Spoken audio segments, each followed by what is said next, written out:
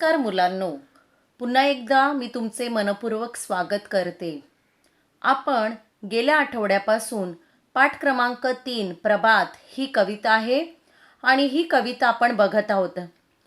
प्रभात ये पोयम कवि किशोर बड़ी इन्होंने लिखी है और इस पोयम में तंत्रज्ञानाच्या या नवीन युगात मतलब टेक्नोलॉजी के इस नए युग में दौर में तरुण पीढ़ी मतलब यूथ को, नौजवान जो युवक है उनको स्वतःमधील कलागुणांना विकसित करण्यासाठी नवीन संधी उपलब्ध झाल्या आहेत.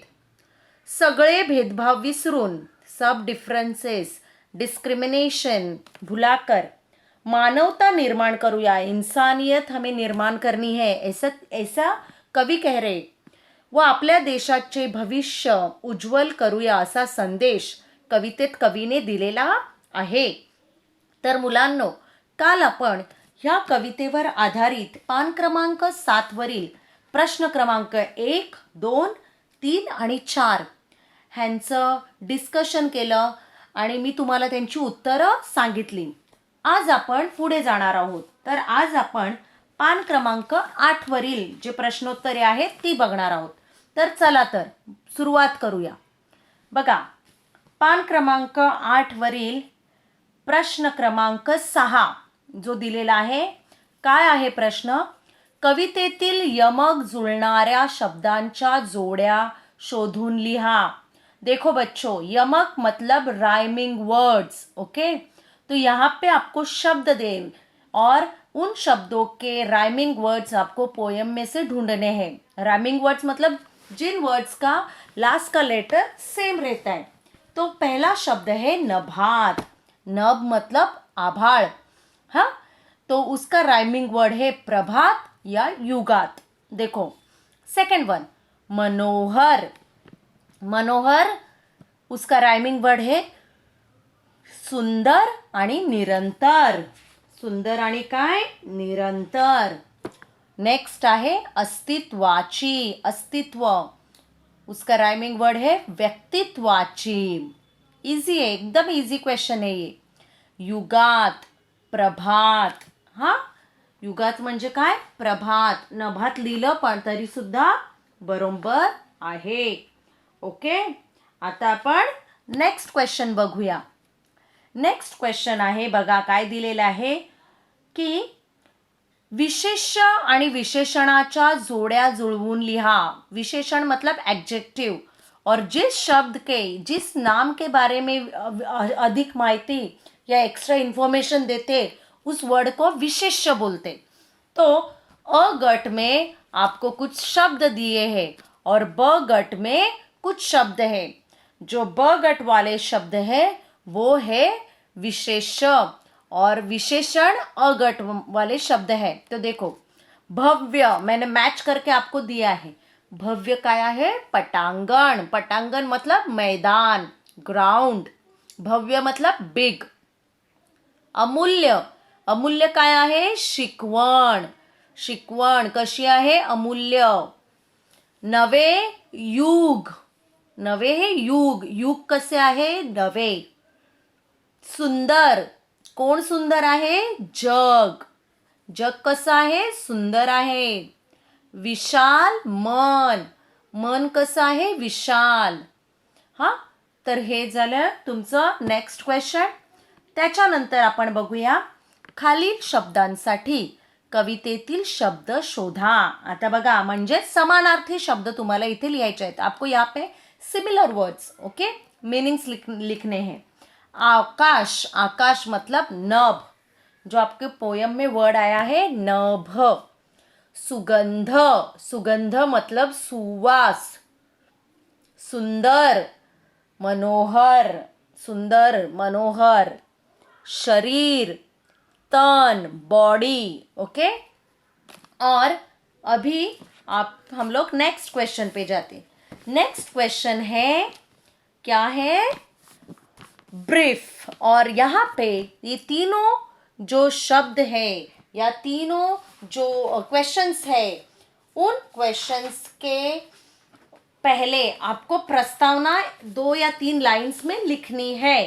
तो पहला क्वेश्चन क्या है, मैं रीड करती हूँ। देखो, तन सुदृढ आणि मन विशाल या शब्दसमूहांचा तुम्हाला कळलेला अर्थ लिहा। तो स्टार्टिंग में आप क्या लिखोगे? प्रभात या कवितेत कवी किशोर बळी यांनी आपल्याला नवयुगाची एक संकल्पना स्पष्ट केली आहे।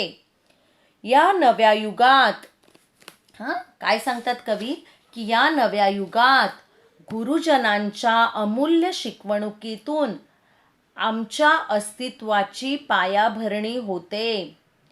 येथे आमचे व्यक्तित्व घडवण्याची प्रयोगशाळा चालते।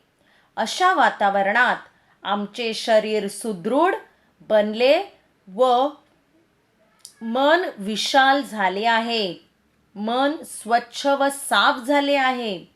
मनात कोणताही भेदभाव नाही व शरीर निरोगी झाले आहे। हा तुमचा पहिल्या प्रश्नाचं हे झालं तुमच्या पहिल्या प्रश्नाचं उत्तर। आता दुसरा प्रश्न आहे, तुम्हाला कळलेली कवीची प्रगतीची नवपरिभाषा स्पष्ट करा।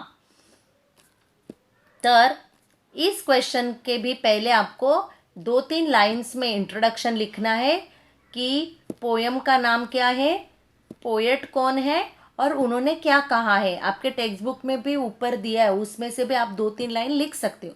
और उसके बाद आगे आपको क्या लिखना है कि या नवीन युगाच्या आकाशात ज्ञानाचे तेज पसरल्यावर व नवनिर्मितीची प्रभात झाल्यावर देशाच्या उज्ज्वल भवितव्याची खूण पटेल हे समजावून सांगताना कवी म्हणतात की नवीन स्वप्ने उराशी बाळगणे, नवीन आशेने फुलणे आवश्यक आहे। आपल्या अपार कष्टाने व सातत्याच्या अभ्यासाने, बघा कष्ट करणे, अभ्यास करणे, आपला देश उन्नत होईल। भेदाभेद नसलेल्या या मानवतेच्या युगात देश प्रगतीपथावर जाईल। हीच प्रगतीची नवीन व्याख्या आहे। ही भरभराटीची व उत्कर्षाची नवीन परिभाषा आहे। परिभाषा मतलब डेफिनेशन, व्याख्या। थर्ड क्वेश्चन, मिटवून सारे भेद चला रे मानवतेच्या युगात या ओळींचा तुम्हाला कळलेला सरळ अर्थ लिहा।